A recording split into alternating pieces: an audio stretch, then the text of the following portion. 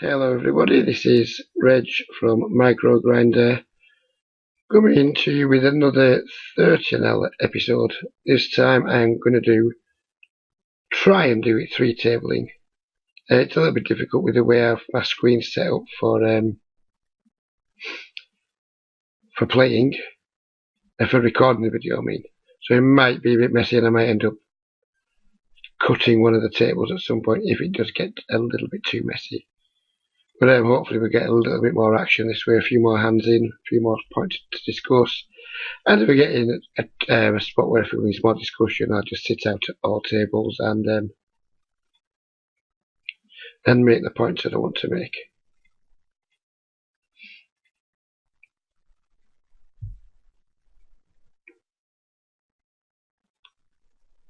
I've been playing a little bit more 13L lately because the 15L pool has not been nice lately. It's been very Eastern European heavy. Let me just think about this a minute before I continue that point. And the problem here, if I call, I mean obviously get good direct odds to call, but I have no implied odds because when I do make my hand, it's going to be very obvious, and this is going to happen too often where we clearly can't call. But yeah, going back to my point about 15L, it's just been really heavy with, they're not even good players, you know, they're just like aggressive players that just drag everyone's win rate down with the style that they choose to play. And it's just not been a lot of fun. And because I play poker primarily primarily as a side income, but also for fun, I don't need to play poker. I earn enough through my day job where poker isn't really necessary. I'm not going to do something I'm not enjoying. So, I mean, if the game's improving at 15L, I'll play more 15L. But in the meantime, I mean, I'm happy just playing these, and I'll play 15L when the games look good. And yeah, so you might start seeing a few more notes in my videos as we go along, because I will be starting to take notes on more players here. And the problem with squeezing is, I will touch on this in a minute, is because the weaker player is the opener. I think if he calls, I think we're going to raft the calls behind us, and then the squeeze hasn't worked, because the primary reason for squeezing is to get a pot heads up. But with the fish opening, if I was to squeeze, he called, it's going to bring other people along with him. And all of a sudden then I'm just playing a rather large pot with a pretty weak hand multi-way. So if I'm going to play it with a pretty weak hand multi-way, I may as well keep it cheap, because I'm still going to get all the value I need when I hit, or I would hope that I am. Here you saw me set mining, which is something typically I've said I wouldn't do before, but this guy here, he's a regular, but he's not a good one. So I think my implied odds are going to be better against somebody like him when he does have a hand and I do manage to hit than they will be against a typical regular. And obviously I just bet. I mean, it's been checked to me in 2 spots. I've probably got the best hand. And if they're not going to bet,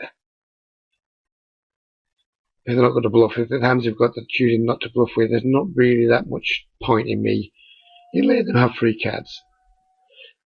So yeah, I think that was a very easy bet there.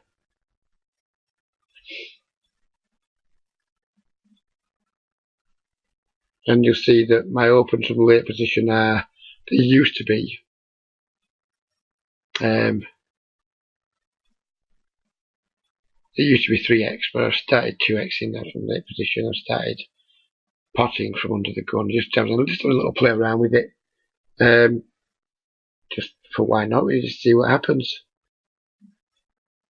It hopefully will allow me to play a few more hands on the button. I'll have the confidence to open a bit more because I'm getting a better price on my steals, because I'm not risking as much money for them. And from out of position, this is I'm going out from this early position. It's going to be the strongest part of my range. Most people put you on a strong hand when you open to the gun anyway, so why let people have a cheaper ride than you need to let them have? Here's my philosophy there. You've seen me fold 2 small pairs to 3 bets already. That's something I got a little bit of criticism for in my last video. The guy told me it was a mistake to fold pocket pairs to a 3-bet. I think it was a small 3-bet, but it's a 3-bets. I challenged him to come back with a database evidence that it's actually a good play to call, because in my opinion it's actually a rather large losing play to call 3-bets to small pairs. He didn't do that. He hasn't got back to me. I presume it's because he can't do it. The challenge goes out there to all of you. If you've got a good sample size where you can show me that you're making money by calling 3-bets with pocket pairs, then I would be delighted to see it. Because I don't think anyone's going to be able to do it for me unless there's some sort of really, really good sicko type player. I picked up some equity here, but I don't think I picked up any fold equity. So therefore I'm just going to check, hopefully get a free card. That one will though. No. So what can we do?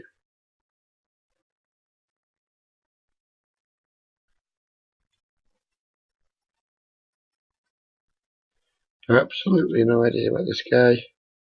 He's in the UK, so the chances are it's more likely to be bad than good. So we'll just 3-bet him.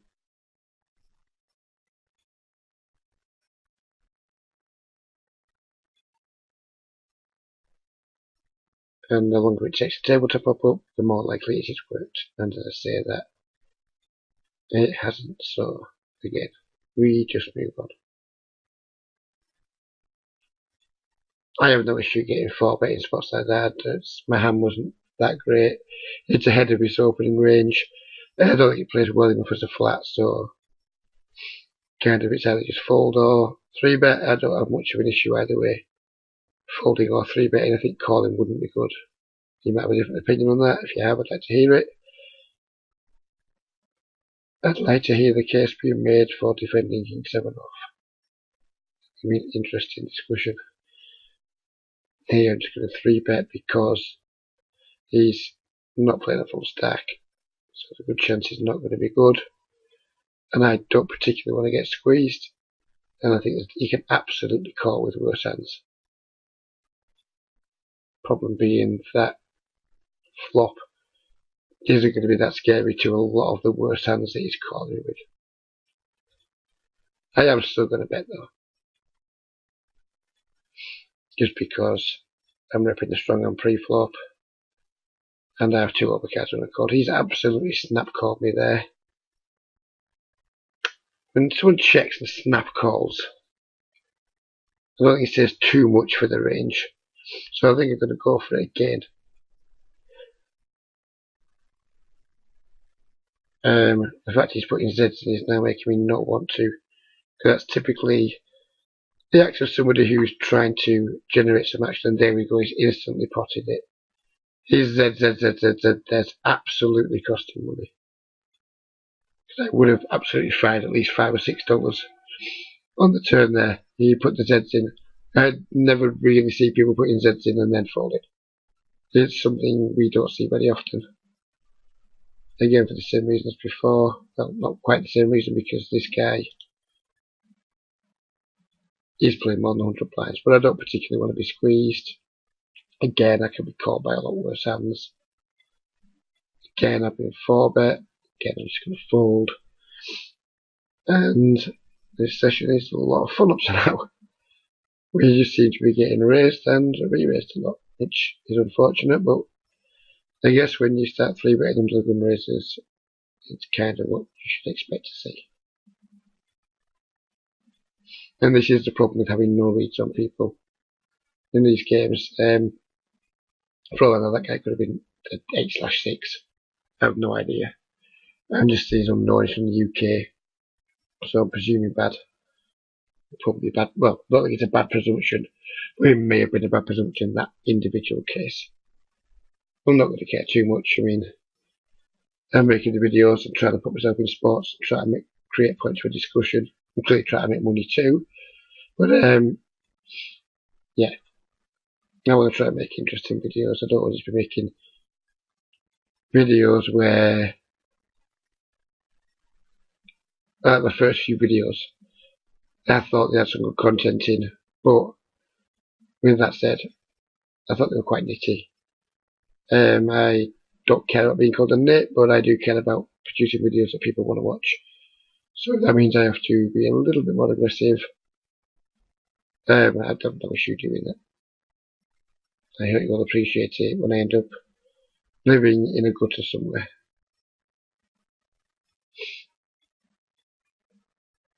Again, another player I have absolutely no idea of, but I do know that he's made a rather large c-bet, which leads me to think he's less likely to fold if I start trying to mess around with him a little bit.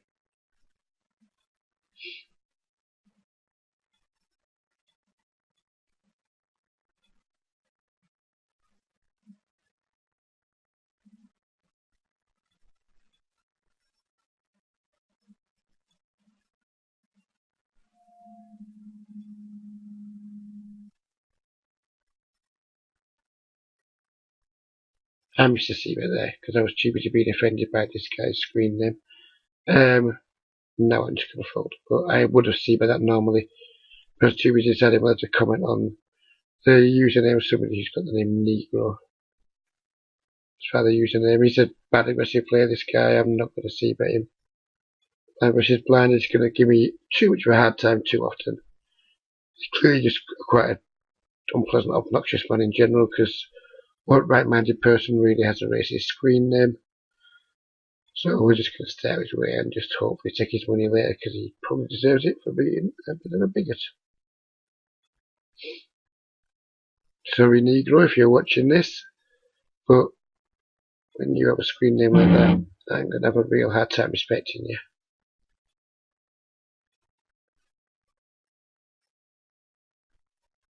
Not that you care, I suppose, that I'm respecting you. You probably don't give an F. Because you're likely to be an obnoxious so-and-so. Anyways, let's ramble in, let's try an M. Let's try and make some money. Here I am torn between 3-betting calling. I think I'm just going to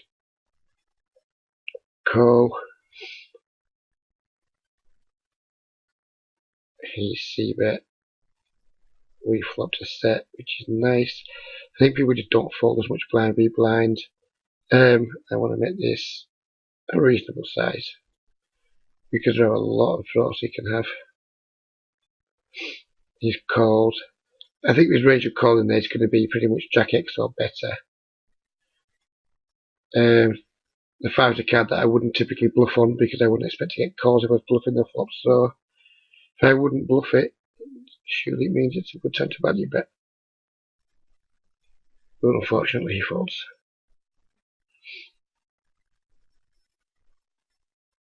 That seems like a nice turn card. So how much do we need to bet now to set up stacks for a river shove? If I bet 250, he calls. It's going to be, yeah, it's going to be fine. It's going to be about 10 in the pot with about 8 behind if he'd called. He didn't call, so that was redundant. That is an interesting point. When you are playing, you need to be trying to make pots appropriately sized. Either when you're the weakest parts of the range, with your range, or the strongest parts of your range, you need to be trying to set up pots so you can make decent sized river bets at times you want to be making them. It didn't really matter very much there because the guy started the hand very short. But it's something you should typically be doing all the time when you're choosing your bet sizes. You should be choosing them in terms of how big do I want this pot getting, and then choosing an appropriate bet size. When he calls my check, when he calls my 3-bet and then donks here, I have no idea what he has, but I'm presuming he's not folding very often. So therefore, I'm just going to thank him for stopping me c-betting and costing myself money.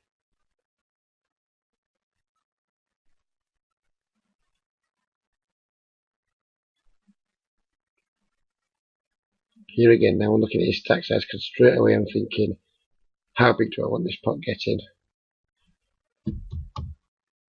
And I've got top 2, so I want it getting really, really big. So I'm not going to make it, I'm going to make it slightly bigger than half pot c, but when he check raises me, I see absolutely no reason to raise here. I see no reason to raise whatsoever.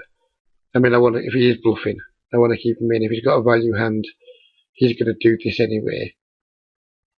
And now I just have to shove it in his face. I very much doubt he's got King Jack. If he has, fuck my life. I'm most worried about 2 5s. And there we go. He's not played that hand particularly well.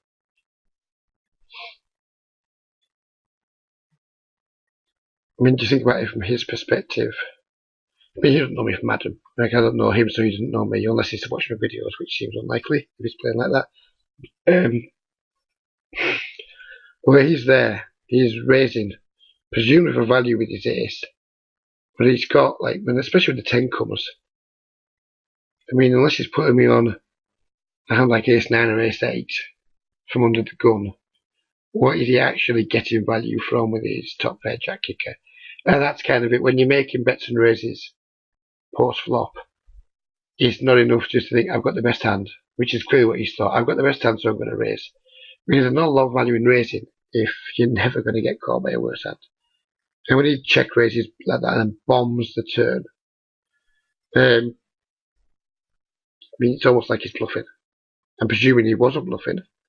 He was doing it for value, but it's like it's a bluff because I'm way more likely to fold a better hand there than I am to call with a worse hand.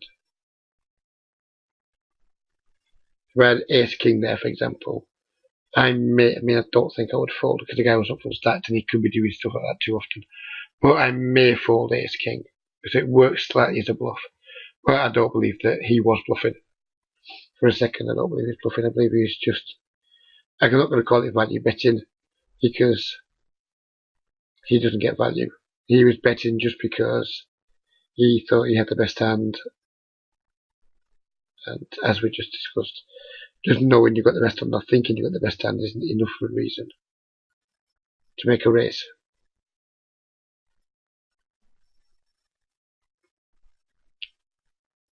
So I think we've got on that point. And that is quite a basic point, and a lot of people watching this video will already be aware of that. But I do aim my videos at beginners and losing players.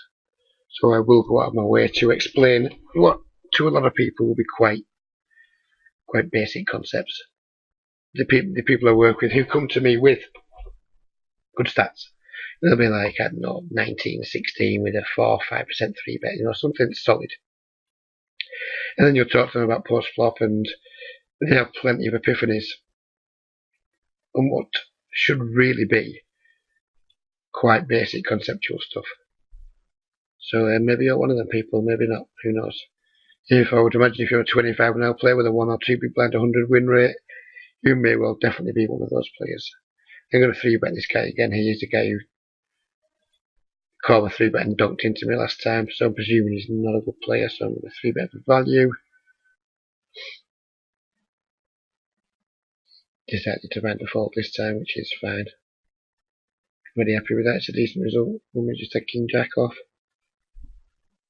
Picking up, what was it, 3.5 blinds? We'll have a bit of that, thank you very much.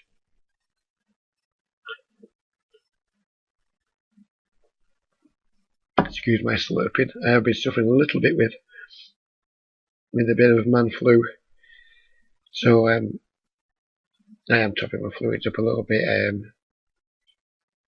Finding myself getting quite cotton mouth when I'm talking, so you're probably going to hear a little fizz now too as I open my not very healthy fizzy pop. Cherry cola, just for the taste of it. I'm going to check back here, and I'm probably going to bet the turn if it checks through again, and river. I think this guy here, the raise has never really got much of a hand, but I was worried about slop. Now slop has checked twice. I'm less worried, so I'm just going to bet twice now. Unless like a 4 straight card or something comes off, or he raises or donks into me or something. But the plan is just to bet twice. Then get him off 1 pair, middle pair type hands, or some draws that he may have. And again, this is not far from guaranteed to work because he could have a 10 here, which is obviously going to cause me a problem if he does have a 10. Here's his G out. So I think that's 3-betting for the 3rd time in a row. But I just don't think my twos are going to be good here. You know, I mean, he could have Jack X, King Jack. Guess we could beat that. Actually, I don't trust him to fold, so I am just going to check. He only had 8 Jack. He may or may not have folded that. Who knows?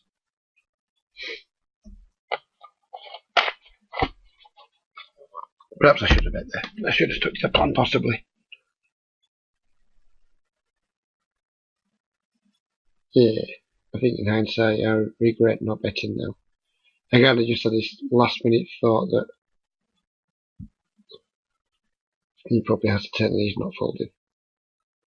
It probably wasn't true. It actually turned out not to be true. Here I've raised into the gun, so I'm quite tight regular. That's 3-bet me. It's an absolutely fist bump fold. No issue at all folding there.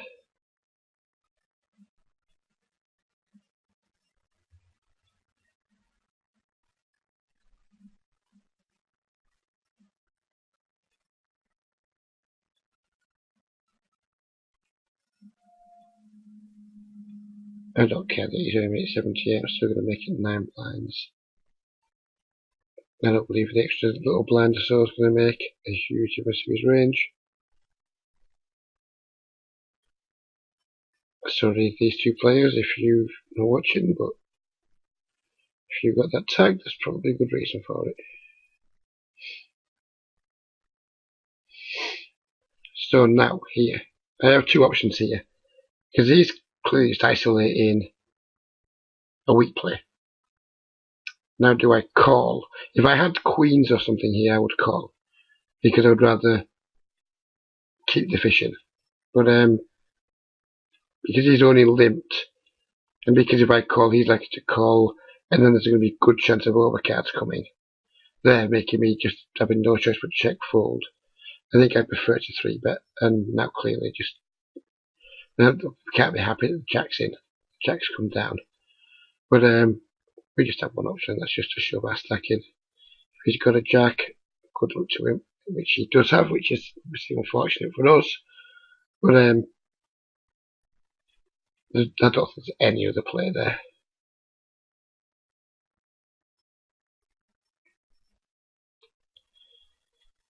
And there we go. When people say poker's dead, we've just had a guy that's just like limped and then put 11 blinds in with Jack Queen off suit. Poker is most definitely not dead, folks. You just need to be in the right place at the right time.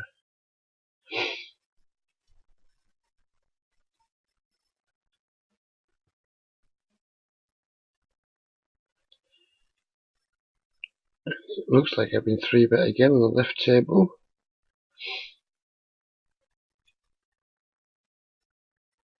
People do like to 3-bet these days. What's wrong with seeing flops? I don't really get it. People seem to be scared of flops turned and rivers. They just want to 3-bet all the high cards and then just who knows what they want to do afterwards, because they certainly don't play too well. Which might be an argument for calling all 3-bets, but they tend to not play well in a bad aggressive way. Because he's potted it, I'm going to make my wrist slightly bigger. 14 blind, it's still not an excessively big squeeze. It looks like we've been called in at least one spot. And now it's just a matter of how do I want to get the money in here? Do I want to get it in on 1 street or 2? I don't think I can get it in on 1 street. If I was to bet 7 here, it'd be too big. I would c-bet really. And even if we did bet 7, we could then jam the turn, but I think I'm just going to go for it in 3 streets. I'm not going to call that because I'm in that position. That ace is, I mean, it's clearly a terrible card for us. But it's what aces is appealing there. I mean, if he has an aces, I'd like to pocket aces and anything else. He can't really have ace king. So I think I'm actually just going to check shift it on him or check call or something, because I think he's very likely to bluff it. And now he checks back. I'm probably thinking he's got a hand like pocket jacks, pocket queens. I'm betting small here, and I am going to call if he shoves. I'm betting small for something value. Hope he turns a hand into a bluff possibly. He might be aggressive enough. It's just hard to job an ace because I've got 2 kings. Ace king isn't going to use raise too often. So not that many of them. So like I said, even though it's a bad card in terms it kills our action, I don't think it's a bad card in terms it beats us that often. And let's see, did he call? No, he actually just folded the river, so who knows what he had. If he's folded jacks or queens there, fair play to him, he's made a really good fold. Oh, I wasn't checking the turn to fold, I was checking the turn to kind of, because I thought, well, he may be irregular, he may be aggressive. So it tells me to bet and get value. So therefore, if I can't bet and get value, what's the next best thing? Well, it's hopefully someone else bets and gives you the value that way. This guy's got different bet sizings. When he pots it from the bottom, when I've seen him 75 it from other areas, I'm going to give him credit for having the upper end of his range, and I'm just not going to mess around with him with ace-9 suited. I'm just going to fold here, because what else can I do? So I'm going to check call and then check and call down.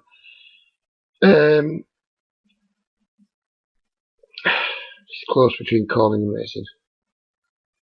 We've got 2 regulars in the blind that makes you want a 3-bet, but we've got a fish here that makes you want to call. So I'm going to call a fish tap snap folds, which was a bit disappointing.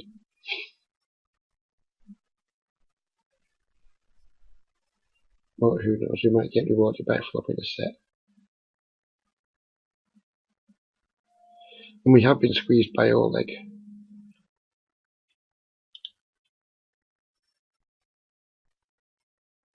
So I guess I'm just going to stack off here.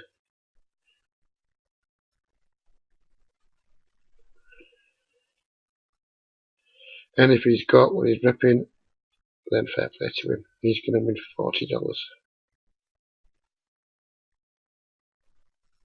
82% of the time. It's a little bit more annoying because we are deep. For the times that we are on the wrong end of the cooler. But I guess if you don't want to be in those spots, 40 blinds deep, don't play poker. Or just rattle constantly. Every time you win like $10 rattle. And that isn't serious advice, by the way. It's just sometimes you just got to stack up a little bit more. For more blinds in spots like that. That isn't a play we'll play against all players, but Oleg plays 15L2 where he's very capable of squeezing their light, so I'm very confident that we were doing okay. Yeah, I'm just going to 3-bet. Probably should have made it one bigger, but whatever, who cares. But I keep getting 3-bet with small pairs. That guy who thinks I'm making a mistake is going to have a field day with me. Because I do believe that's the 3rd or 4th small pair that I've folded to a 3-bet. He's going to be raging.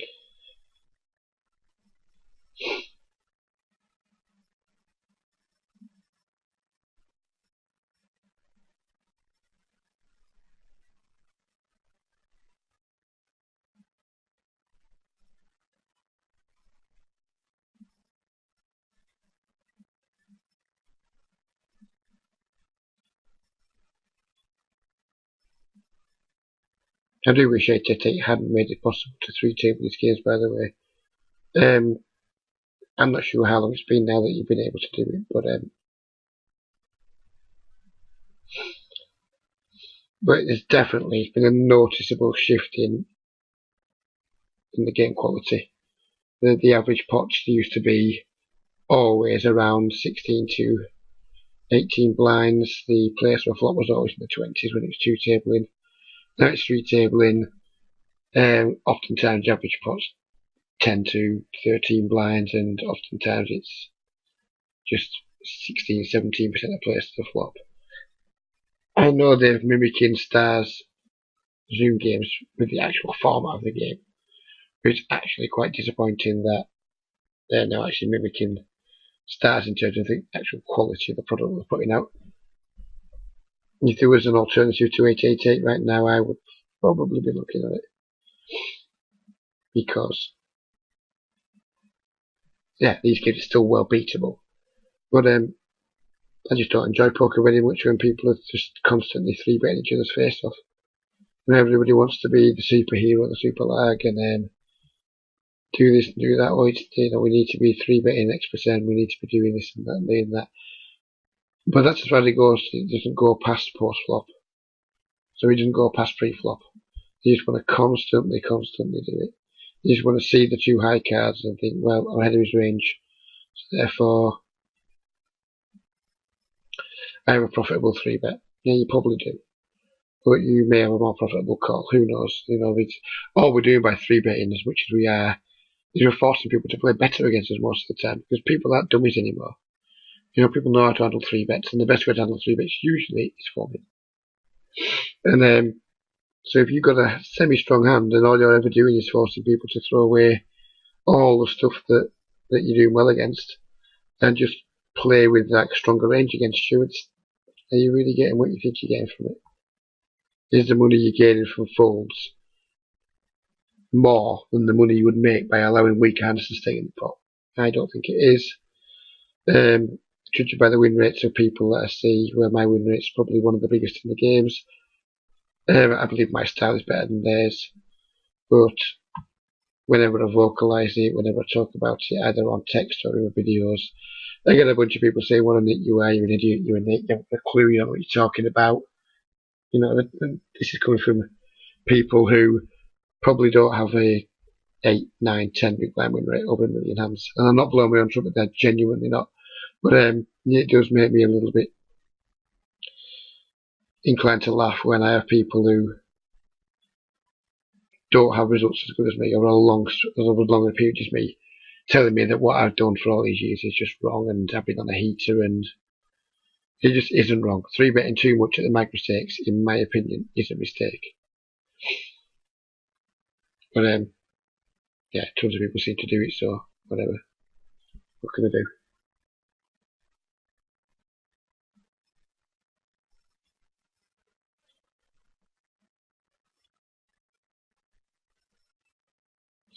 I'm actually going to flat this here because this G.A. Armstrong, his stack's declining, so he could well be tilted. He's had a bigger stack earlier. He's 3-bet me earlier. He 3-bet me the last time I opened the button. Yeah, so when I don't hit, it's obviously frustrating. But I had a feeling that he might be ready to go off. So if he is ready to go off, Ace King's not a bad weapon to have against him.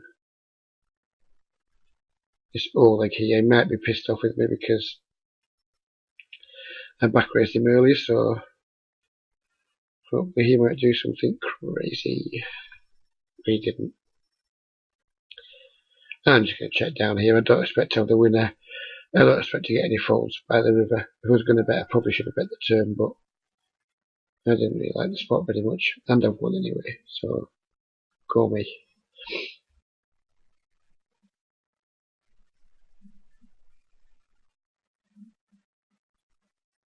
I'm not unhappy with my plan for that hand. The plan was all about this guy. I'd rather keep him in the pot. Like just the pot, exactly the pot I was making. Somebody thinks maybe ready to go off. I'd rather keep him in the pot and allow him to make a big mistake than I would fold him out and then also force the regular to play pretty well against me too. This guy has donkey tag, which usually means bad and aggressive. Again, I don't really see that much reason to bet here. He's not going to afford to pay. He's not the type of player to afford to pay. Jurtas is quite weak tight. I'm going to double barrel Jurtas here. You think he can call once and then fold on a turn? That is not a turn that I'm going to double barrel him on. It's a turn that I'm pretty much going to give up on. Because I don't do a good job of repping that much there. I mean, I haven't got that many sevens in my under the gun range. He's got more sevens than me. He can certainly have sets too. He may or may not fold. Here I'm going to bet and probably call if he raises because lots of draws missed. and he's bad. Wow, he floated me with king 10, which is interesting. I'm not really sure why he floated me with king 10 there and then decided not to bluff on a card that hits his range much more than hits my range, which kind of makes me think that the guy is literally not thinking at all about what my range looks like, and he's just he called because he had 2 overcards or whatever, and then when I've checked back the turn, he should have slammed a bluff there with king high. And I'm going to fold a lot there. Interesting. A regular limped under the gun.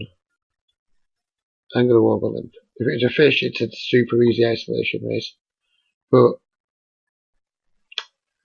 he's not a fish. He's a regular, so I think there's just too much of a chance I was going to get back raised there, which would have upset me. But now it appears I've got the nuts. When it comes back up, I do have the nuts.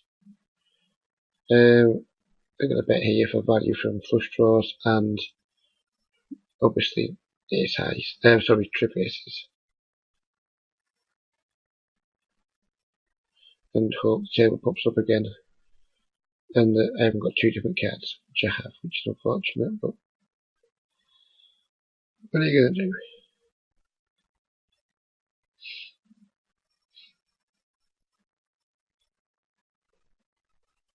That's not a terrible flop for me. I think we can certainly get some value here. How much value we can get is open to debate. Now I'm actually going to just check. Checking. I think he's not going to bet a jack that often with the queen. He's going to bet jacks some of the time, but not all the time. With the queen on board. And I don't think he's going to fold a jack. I don't think he's going to fold a jack on a bet now either. So I'm just going to check again and just hope I win somehow. Yeah, I'm going to call because this guy's passive and I don't want him to fold. Here, this guy's a rock. He has called my flop c-bet. That is not to signify to me that this hand is over.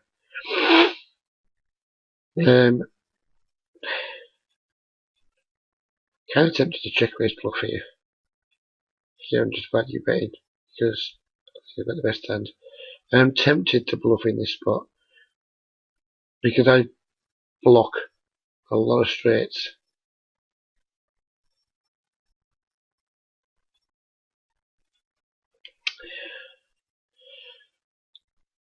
So yes, I'm going to do it just because I block quite a lot.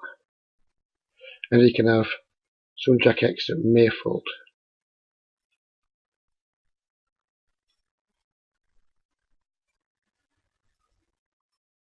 And then we'll pull that hand up in a minute.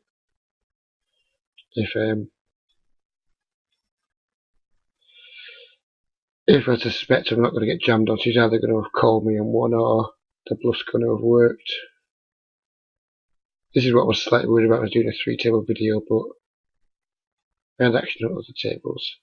And it looks like it failed because my stack has got smaller. So what did he call me with? And he called me with a 2 pair, so I mean, had I known he was that bad at poker that he was calling Jack 6 suited, I clearly wouldn't. That's not a play that I would have made. So, never mind. Yeah, the thought process was right. I was pretty sure that the best hand he could have there was Jack X, which kind of was right. Unfortunately, he had a Jack with a 6. So, yeah, I read the hand correctly. Obviously, it's hard to put someone on a river 2 pair when the river card doesn't really connect that much with the flop.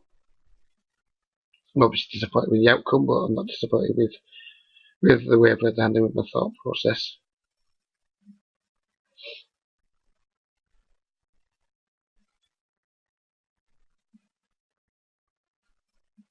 Go back to the other hand as well, these more bluffs characters. And I read the ace jack. There we are, to that one. And he called me with ace 10, which is nice. So, we win some, we lose. And we just move on. As you can hopefully tell in the videos, I'm a pretty level-headed, non-tilty sort of guy these days. I used to have big tilt issues. now I've kind of just got a almost like a not-ass sort of attitude when I play. If I win, I win. If I lose, I lose. You know what I mean? I can't really affect the results that much. I can affect them in terms of making sure I get proper value and making sure I fold in the correct places. But I can't help it sometimes. If I'm going to lose, I'm just going to lose. A lot of the students that I work with, they will quite often. Oh, I'll go back to this point in a moment because we have an interesting spot here. This guy's squeezed 2 regulars. I think he's quite an aggressive player. I'm just going to click it back to him here because any other raise looks, you know, if I want to represent something weak, I need to be making this raise quite small. It's actually already going to be 23 blinds. So I'm just going to click it back because I don't believe he's ever going to afford to a click it back. And actually what we will do, we'll sit out these 2 tables just for a second so we can see this hand through. And they'll probably just turbo fold on me and that'll be that. But I don't see how we can really fold here when you look at the odds he's getting. And clearly he's got kings or something now, so I mean it's easy to show ever. Hopefully he's got ace king. And then he's drawing dead. So that really was quite fascinating. But I think the point to be made there was just he's usually going to be quite strong there. But I've got a hand that gets value from everything. But my 4-bet, if I'd made too big a 4-bet, it would have been obvious that he had no fold equity. So, I mean, even though 4-bets in those spots usually do represent exactly what I had, like an ace or a king's type hand, I think it still pays something to just try and just create some kind of illusion of fold equity against aggressive players, because you never know, they might just take the bait sometimes.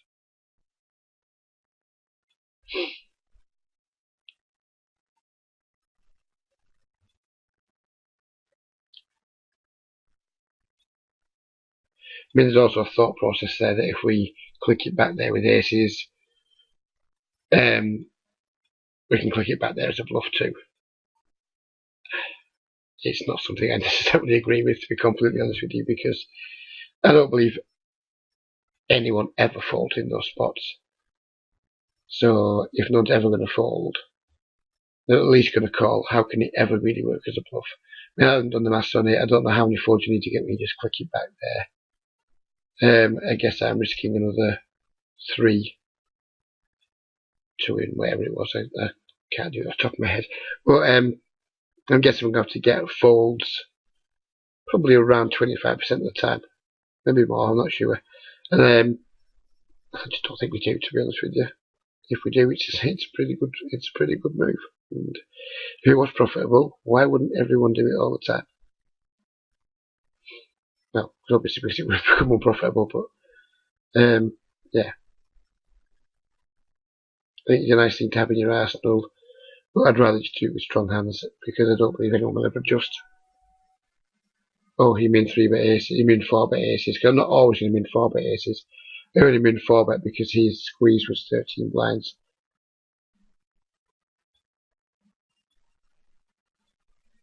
I'm checking it to call a small bet, not a big bet.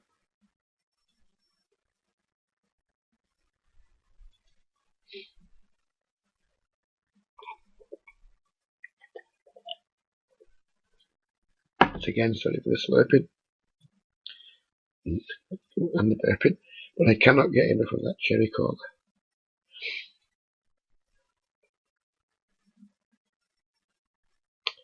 So here we have aces on a monotone board, so I guess a limped button. My line here is typically going to be bet something. If we get raised, I'm probably just going to give it up, because I don't particularly want to end up trying to stick my full stack in here with 1 pair on that board. So it's going to be bet. It's going to be bet again for some, and it is starting to get a little bit thin now, especially because the 6 hits some of his calling range. You know, you can have some 2 pairs now, you can have some straights now, not many, but you can have some. So definitely bet fold in there. But I think checking is going to be too weak. again, it's the same situation before. I don't think the king really hits that much of his calling range. King Jack possibly, obviously, but it's one hand. It's a few combos. Don't get me wrong, it's only one hand. There's way more draws in his range. This could be too thin. What do we get? If I had an ace jack, I don't think it would be too thin because I'm not that worried about the king. But it's like one worse hand to get a call. I don't think there's enough. Maybe you could have 7x, but you might have 9-7.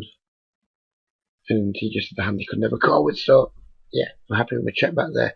But I will always try and consider that. Well, I will not try and consider. I will always actually consider the value betting option first there. Even though I thought it's just a bet check back sort of situation, we at least have to think about it.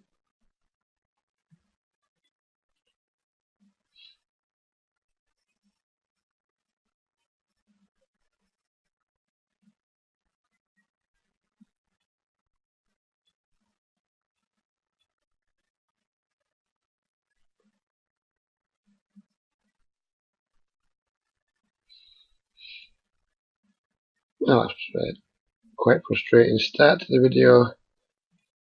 Yeah, things seem to have picked up a little bit. It's actually a Thursday night when I'm making this. I'm not sure when I'm going to publish it. I'm hoping going to get published quite quickly. But it's the first time I played it this time of night and made a video. I don't think there's been a noticeable difference in the game quality. When I checked the lobbies beforehand, there did seem to be a smaller than usual amount of Eastern Europeans in the pool. I'm going to call here because these two guys look like the unknown, so they could be fish. I've been 75 in it from the bottom of the session, but this guy's a fish and we're deep, so I'm actually going to pot it. And against a rock here when someone's cold called. I don't see much value in doing anything but give up. Here, what do my notes say? I hope it's not too uncomplimentary. So min raise ace 9 off, then call 35 and overplay top pair by donking. So he hasn't donked, so therefore it's less likely he's got king x. Looks like he hasn't got it, but if my note says he donks king x, he's donked top pair before, and he hasn't donked. I think it's a reasonable assumption that he doesn't have a king. I mean, clearly he could have one, but I think it's a decent assumption, and if we're going to take notes and then ignore them, then there's not much point in taking them. So we take the note, and if he just turned up with a king there somehow at showdown, then I just add another note saying that he's actually now taken two different lanes with top pair type hands. Which muddies the water a little, but at least it stops me making the same mistake again.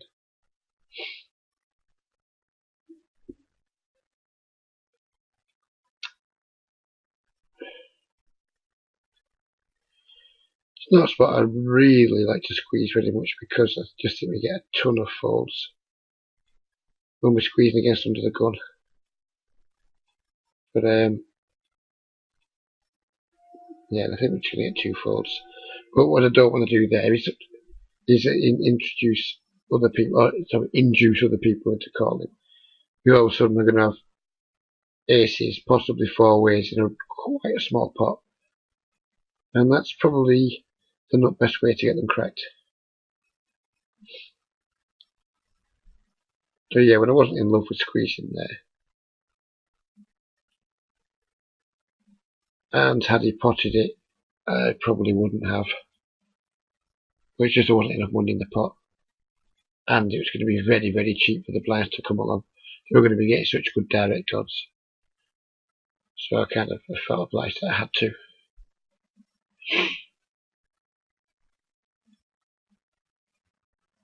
Let me know what you think of this video, by the way, and usual ways, Reddit, on YouTube or on Micro Grinder with the 3 table format. It's felt like it's been okay, but if it is a little bit hard to watch, if you get frustrated by not actually seeing outcomes of hands like the one we had where we check raise the rivers of bluff and got called, if you have an issue with that spoiling enjoyment of the video, please let me know, and next time I will do something about it by either when I'm in a pot on the middle table, by just stopping the other two tables, or by making sure it's always visible, or by maybe just two tabling. But I think three tabling is actually made for a better video in terms of how much content there is.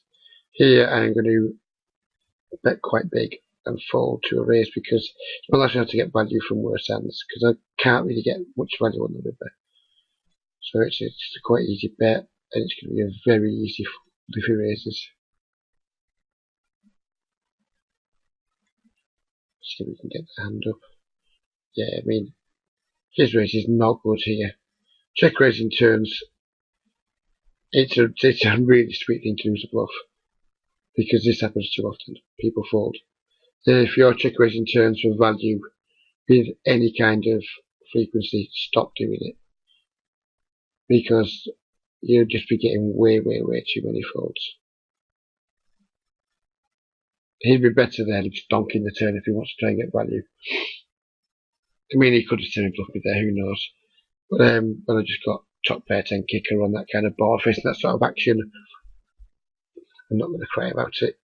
I mean, this Binky guy now, he's appearing at a lot of tables. I'm now beginning to assume he's a regular of some description. Because everywhere I look, I'm just seeing Binky. I'm not going to see with that board.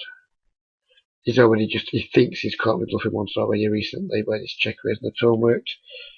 So, yeah, if he thinks if his opinion of me might be that, because when somebody goes bet, fold, it's easy to think they've got bluffs. A lot of bluffs. You see me in a couple of pots there now where I haven't got to showdown. So his opinion of me might be skewed. So if he thinks I'm bluffy, I don't want him to start re-bluffing me too much when I've got a hand like sevens.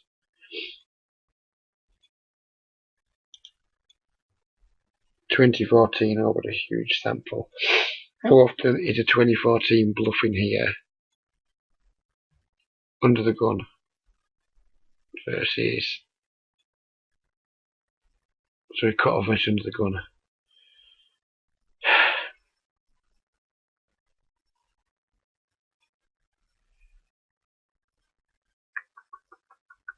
I'm just going to call actually there. I'm just going to fold here against a 2014. I don't think it's massively exploitable.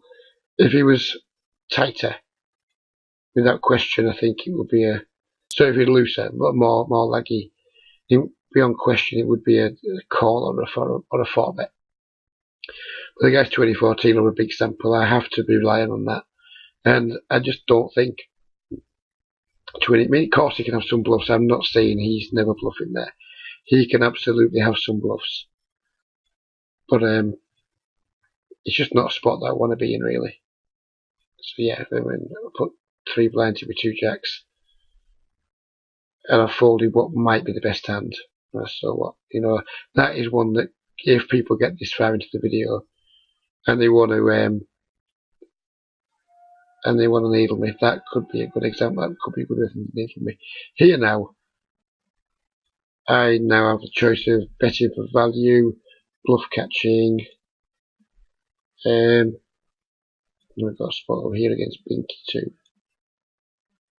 And I'm actually just going to bet for value. Here against Binky.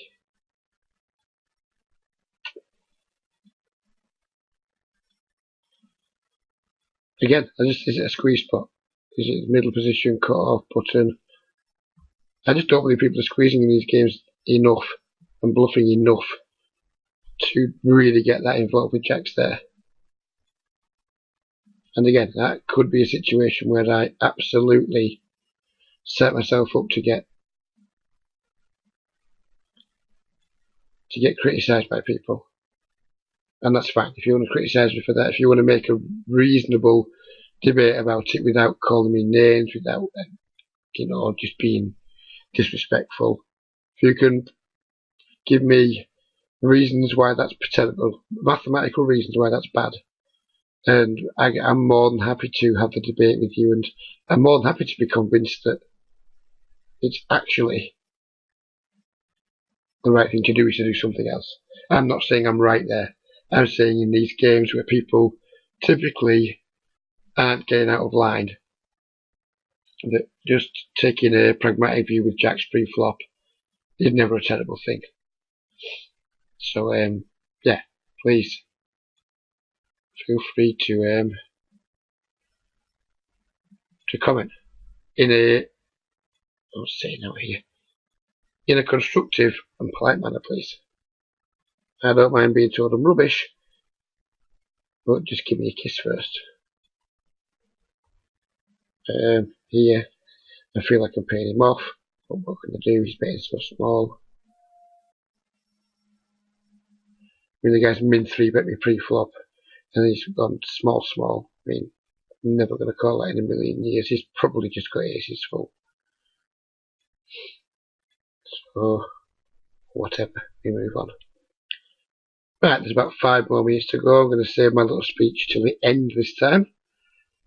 And that is, goes without saying, I make these videos pretty much to advertise my coaches, to advertise my services as a coach to beginning and losing micro stakes players. If you are an intermediate player or already a winning player at 25 and L, and by winning player I mean somebody with like a decent win rate. If you're a 1 or 2 big blind 100 winner, I can definitely help you.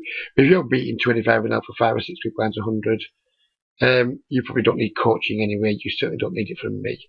If you are a losing player or a new player who's just like a bit of a head start in their poker career, then get in touch with me. Excuse me one moment. Well, that came up. That wasn't supposed to happen. That was somebody from Microgrinder who plays the same games as me. Probably just wanted to chat about something, because that's what I'll do. Once you've got me in your Skype as your coach, you can just call me up. You can send me messages. It's not just I'm a coach and you get your 5 sessions. Of course, that's the bulk of it. Or you get your 2 sessions. But I am available between sessions, and I'm actually really glad that just happened. It wasn't staged, I can assure you. It was a genuine thing. But the guy clearly doesn't know making a video. Why would he know?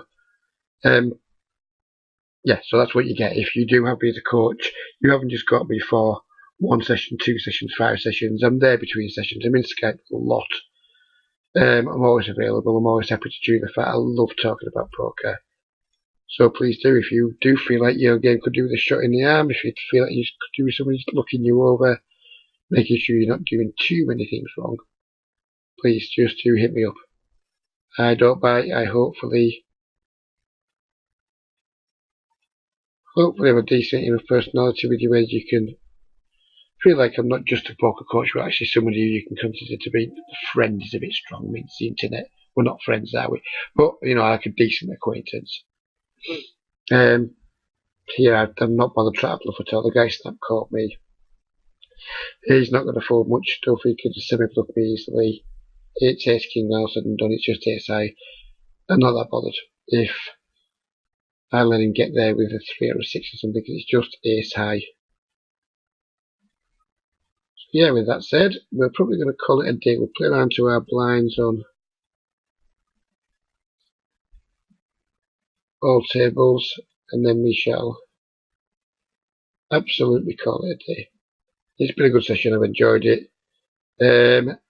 As I did in the last video, I shall add some comments in the various threads that I create with my stats for the session and whether I won or lost in it. Just if someone doesn't get a chance to look at the entire video, or if you watch the whole video and think, oh, I wonder how we did that session, did he win or did he lose? I'm presuming I made a little bit of money, but I lost quite a bit at the start, so who knows. Results don't matter to me, but I know they do matter to some people. People like to ask you, how did you get on, what happened here, what happened there?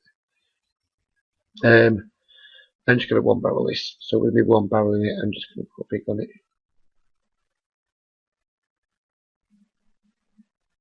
If I had plans to fire more than 1 barrel, I would have gone smaller. And there we go. That's the end of the session. Thank you very much for watching. I hope you enjoyed it. And I'll see you in a week or so. Take care.